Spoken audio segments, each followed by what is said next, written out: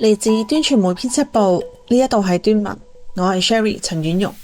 2025年嘅11月26號，香港大埔宏福苑發生大火，導致168人死亡。半年過去，聽證會仲進行緊，火災嘅原因未有定論，賠償嘅方案亦都冇落實到。喺等待真相嘅過程入邊，失去咗至親、失去屋企嘅人，應該點樣繼續日常生活呢？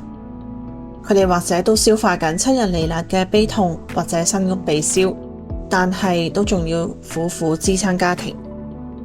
今期嘅端文，端傳媒資深記者曾雪文帶我哋走入災後嘅宏福苑，去聽下呢幾個月街坊們係點樣活過嚟嘅。今期節目包含災難嘅細節，可能會引起不適，請謹慎收聽。今日係6月24號星期三。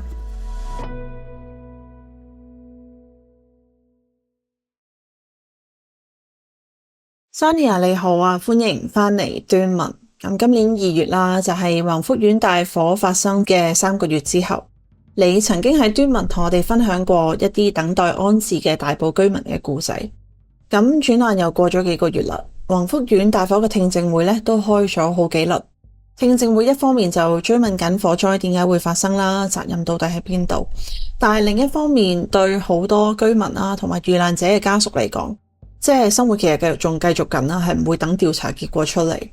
咁呢幾個月你一直都跟進緊呢一場火災嘅後續，可唔可以同我哋講下聽證會目前大致係走到去邊度呢？咁同埋喺呢一啲嘅公開調查之外，居民嘅生活又進入咗一個點嘅狀態？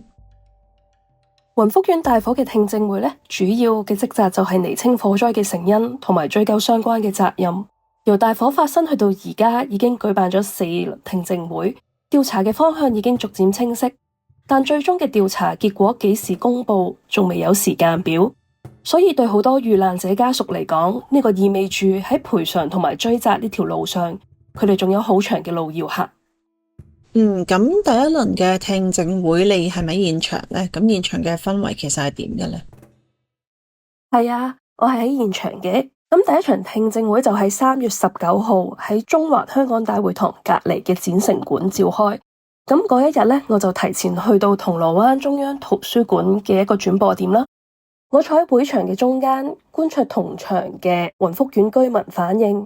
當日聽證會大律師播放咗一段錄音，就係火災當日嘅下午，一對住喺最先起火嘅雲昌閣公公婆婆，佢哋打999，話而家好大煙，叫人快啲嚟。嗰陣時我就坐喺會場中間，心情好沉重，因為所有喺度聽錄音嘅人都知道，嗰對老夫婦最後係走唔到出嚟。唔少街坊都拎紙巾出嚟抹眼淚，發出嘆息。大火發生之後，我一直喺度跟進報道，但係嗰一日係我呢半年以嚟情緒最濃稠嘅一日。咁喺呢半年入邊啦，聽證會喺度查火災嘅起因，但係賠償方案呢，仲未有最終嘅定論或者落實。咁其實喺呢啲公開嘅討論之外，半年過去，居民嘅實際生活係點㗎？我見到嘅係，即使喺巨大嘅悲痛入邊，居民每一日都仲係要繼續行落去。佢哋要送小朋友返學啦，要返工，要處理文件，要爭取召開居民大會，要追看聽證會嘅新聞。但係好似好少人會問佢哋，究竟佢哋有冇時間去處理嗰個失去？譬如我今次訪問到化名 Claire 嘅遇難者家屬。大火發生之後，我識咗幾位嘅宏福苑居民，後來輾轉經過介紹，認識咗 Claire。Claire 嘅父母住喺雲昌閣，2位老人家都喺大火入邊過身。對於 Claire 嚟講，每一次去聽證會都唔容易。佢住喺荃灣，朝早要先送仔仔返學，然後再匆匆忙忙趕去銅鑼灣參加聽證會。下晝大約3點，佢又要準時離開，先至可以趕得切返荃灣接仔仔放學。佢其實冇辦法每一場聽證會都去，但係佢都盡量抽時間出席，因為佢話佢總係忍唔住想靠近真相，想靠近爸爸媽媽罹難前嘅嗰一刻。佢同我講，我想知道究竟佢哋嗰陣時究竟面對緊乜嘢處境呢？咁其實火災當日 Claire 嘅父母屋企發生咗啲咩事？大火嗰日呢，其實係 Claire 嘅家姐首先發覺唔妥嘅。嗰日下晝 ，Claire 嘅家姐如常咁樣睇爸爸媽媽屋企安裝嘅閉路電視啦。但係就發現成個屋企都係白蒙蒙一片，乜嘢都睇唔到。佢哋嘗試透過鏡頭呼喚爸爸媽媽，但仍然都冇任何回應。最後佢哋淨係聽到噼哩啪啦嘅聲響。雲昌閣係雲福苑8座大廈入邊最先起火，亦都係其中一座燒毀得最嚴重嘅大廈。Claire 同家姐細佬起火後迅速趕返去雲昌閣，但係現場嘅情況相當混亂，佢哋都冇辦法揾到爸爸媽媽嘅消息。接住落嚟嘅1個星期，Claire 同家姐每一日都會去廣福社區會堂，警方喺嗰度設置咗辨認處，提供遺體照片俾家屬認領。Claire 嘅家姐甚至每日都會去2次。呢個過程其實好痛苦。Claire 喺相簿入邊見到好多識或者唔識嘅街坊，亦都見到學校嘅師妹嘅名。佢心入邊一直有好多揣測，爸爸媽媽究竟喺屋企入邊俾濃煙焗暈，定係曾經俾鄰居救過出去，定係逃生嘅時候喺後樓梯被困。佢最驚就係揾唔返爸爸媽媽。直到火災嘅頭七，警方聯絡佢哋，話喺佢哋屋企入邊揾到一嚿黑色嘅人體遺骸。後來透過 DNA 檢測，就確認嗰個就係 Claire 嘅爸爸媽媽。由於警方仲需要搜證，家屬當時係冇辦法即刻領返遺體。Claire 驚自己會唔記得，佢返到屋企就即刻畫低自己見到嘅嘢。呢個就係佢重新確認爸爸媽媽已經離世嘅方法。咁真係好難想象對 Claire 嚟講，即係呢個痛苦有幾大。係啊，Claire 喺訪問嘅時候咧，一直都同我講，佢其實仲未消化到爸爸媽媽罹難嘅呢件事，但係佢就首先要將日常維持。佢有一個10歲嘅仔仔，大火之前 Claire 每星期都會帶仔仔返雲福苑探公公婆婆。Claire 個仔自細就係由公公婆婆湊大，佢哋嘅感情非常深厚。1月份 Claire 同家姐細佬幫爸爸媽媽舉行咗喪禮。喪禮上，五公將一個銀色嘅爬山扣交俾 Claire 即刻認得嗰個係爸爸成日用嘅腰包上面嘅金屬扣。佢喺腦入邊幻想，或者爸爸媽媽嗰陣時其實係察覺咗火勢好嚴重，佢想帶翻個腰包逃生。無論如何，佢就覺得自己好似離爸爸媽媽離世嘅真相近咗一步。喪禮上 Claire 嘅仔仔表現得好安靜，佢不斷咁將金銀衣紙掉入火爐，甚至冇流過一滴眼淚。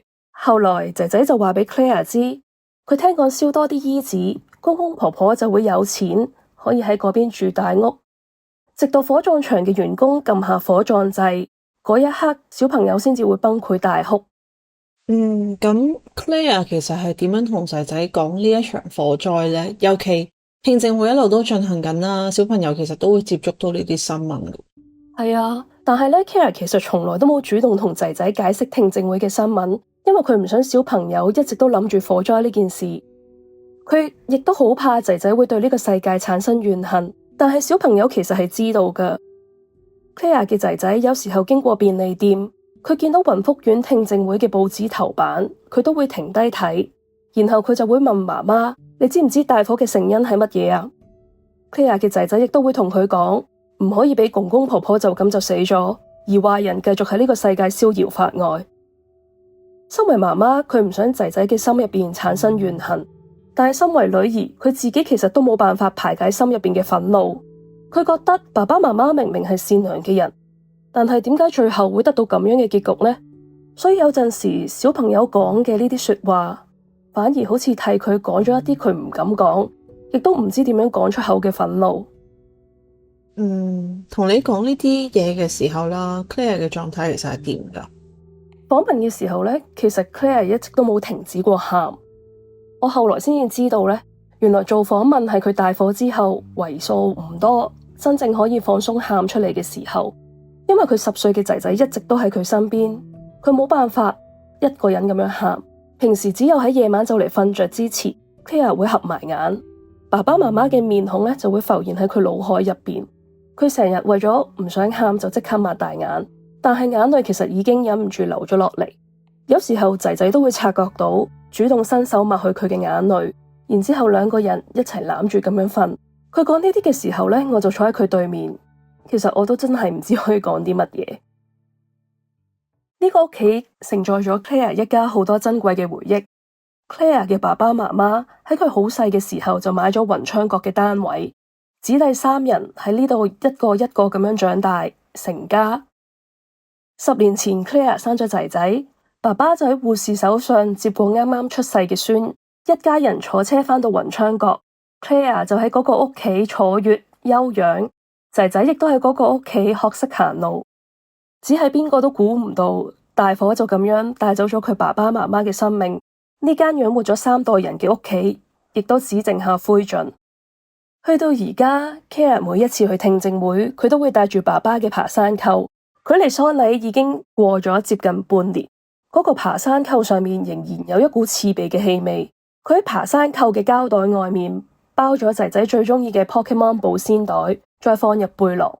佢覺得就好似大火入邊喪生嘅爸爸媽媽，正喺度陪住佢一齊尋找呢個屋企破滅嘅真相。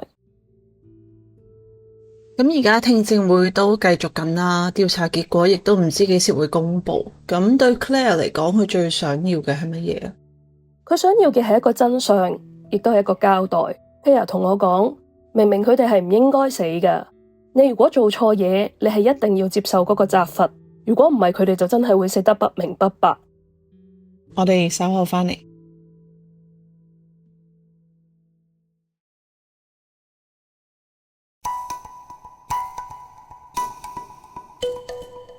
Sunny 啊，今次採訪嘅居民入邊啦，除咗 Claire，你哋仲訪問到屋企被徹底燒毀咗嘅居民，可唔可以同我哋介紹一下？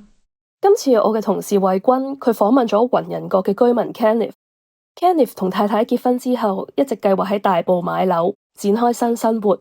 2024年，佢哋見到大埔嘅樓價下跌，就買入咗雲人閣嘅單位。當時佢哋就諗，等個女小學畢業之後，就可以喺大埔升中學。裝修咗大概半年啦。2024年嘅12月，一家3口就正式搬入咗新嘅屋企。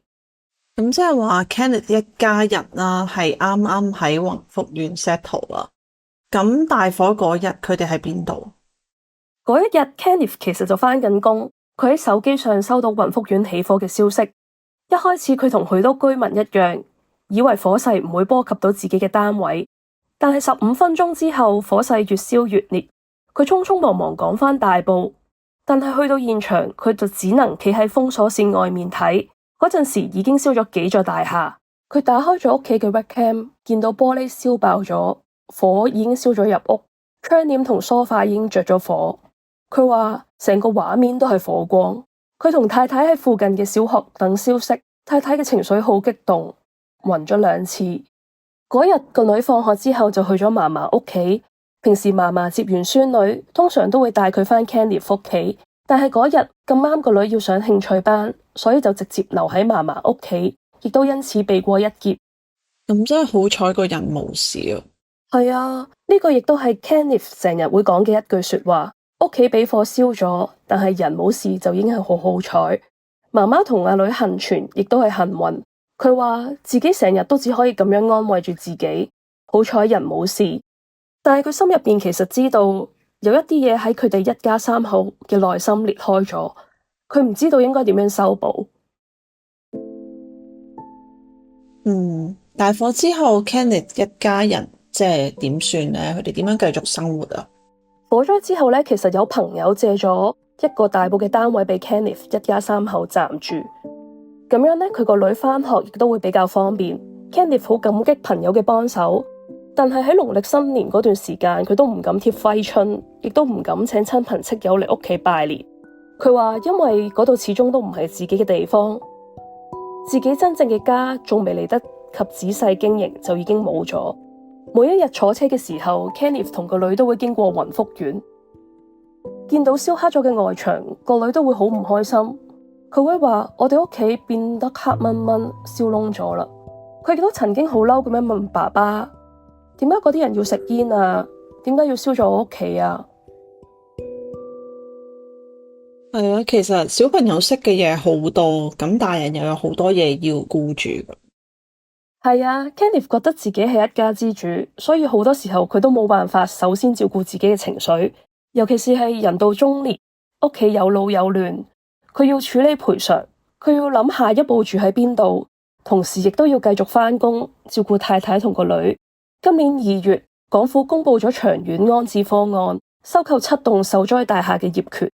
但係對 Kenneth 嚟講呢個方案並冇真正解決眼前嘅問題，因為囡囡已經報讀咗大埔區嘅學校，但係重建嘅安排遙遙無期。如果佢而家選擇賣咗業權，攞到嘅錢亦都要先還清銀行嘅按揭，再扣除律師費、印花稅，剩低嘅錢其實未必足夠佢喺大埔重新買一個屋企。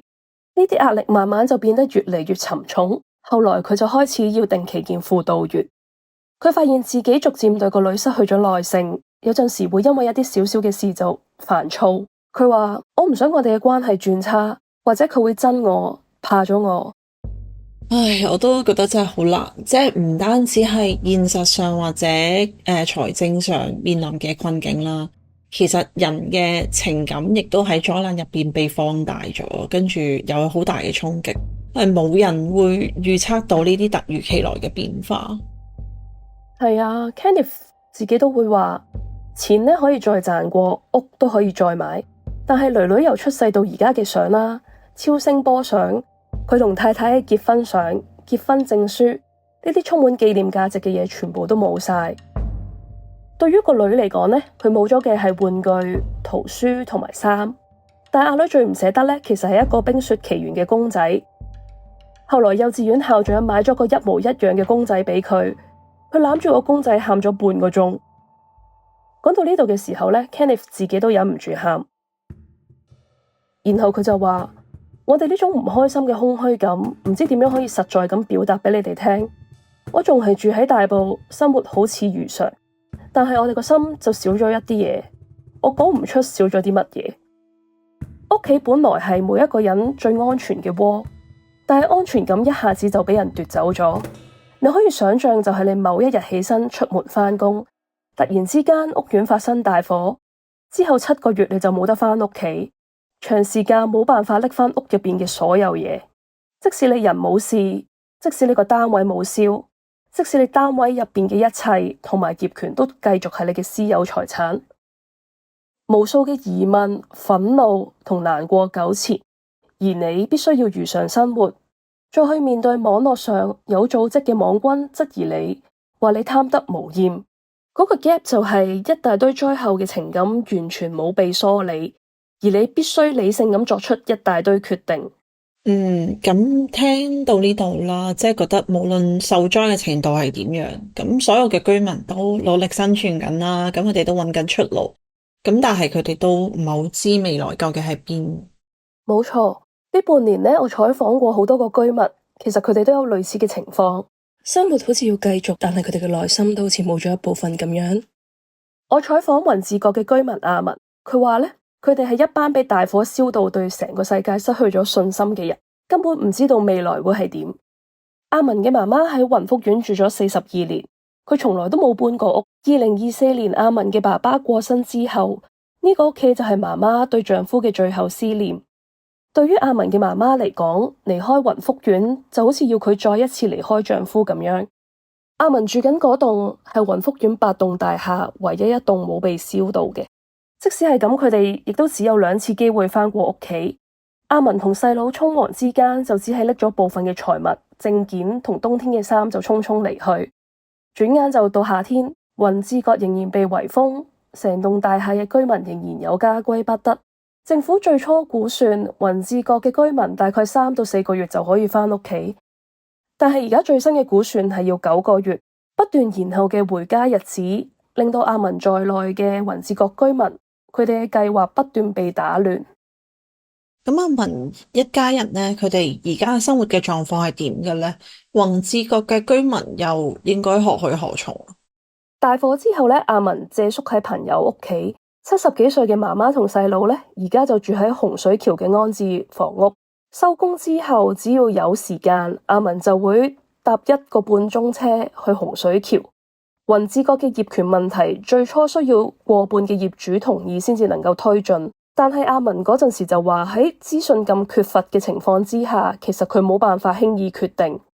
佢話：我哋而家唔係買一棵菜，點解你可以就咁樣問我買唔買呢棟樓俾你呢？當然，我哋而家都知道，政府宣布以其餘7座嘅收購價收購冇被焚毀嘅雲志閣。阿文就話：你問我哋呢啲雲志閣居民係咪好慘？當然真係好慘，但係其實我哋又比其他座好彩少少。類似嘅話 Kenneth 其實都有同我哋講過，佢哋覺得自己好似冇資格再唔開心，因為有人比我哋更加慘。我聽到呢句嘅時候，個心有啲揦住，因為痛苦唔係一個比較嘅概念，有屋企冇得返，財產上面嘅損失，呢啲全部都係一啲真實嘅損失，真係唔需要同人哋比較。咁 Sonia，你同呢啲居民都已經相處咗半年，你自己對雲福苑呢個地方有冇一啲新嘅理解呢？大火之前呢，其實我好少去大埔，我對嗰度嘅印象就係一個好悠閒嘅地方。真正去咗大埔之後呢，我先至發現其實嗰度係一個好好住嘅地方，有海、有山、有河，嗰度嘅視野其實非常之開闊。你行出門口就可以見到唔同嘅山、唔同嘅水。好多居民同我描述過佢哋大火之前嘅生活，佢哋就係每朝去公園跑步，食完飯再行海濱公園，一家人一齊咁樣落街行一行。我可以理解點解佢哋咁唔捨得。雲福苑唔淨止係一個住嘅地方，嗰個係佢哋真正中意嘅屋企，有佢哋嘅回憶同故事，亦都有佢哋再冇機會實現嘅未來。有一次我喺採訪之後，有一個受訪者同我講多謝，我嗰陣時完全唔知應該點樣回應，因為明明係佢同我分享佢人生最重要嘅悲傷，明明應該係我講多謝先至啱。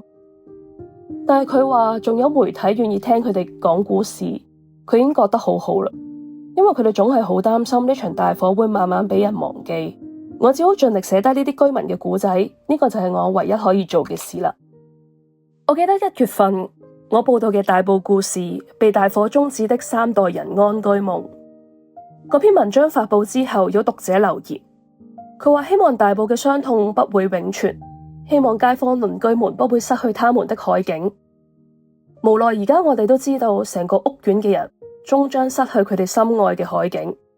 今年4、5月，政府先後2次容許雲福苑嘅居民返屋企3個鐘，有老人家冇辦法行樓梯返屋企，嗰個原本喺屋企見到嘅海景，有啲人連最後一次睇嘅機會都冇。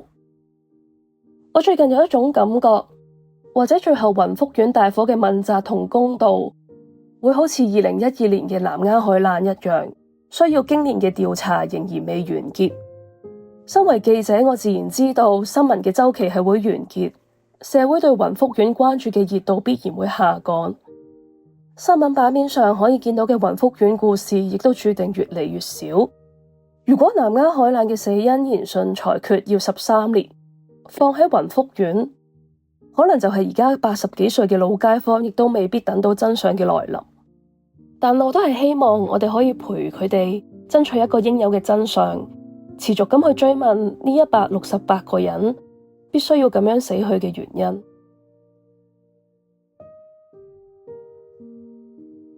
多謝 Sonia， 多謝 Sherry。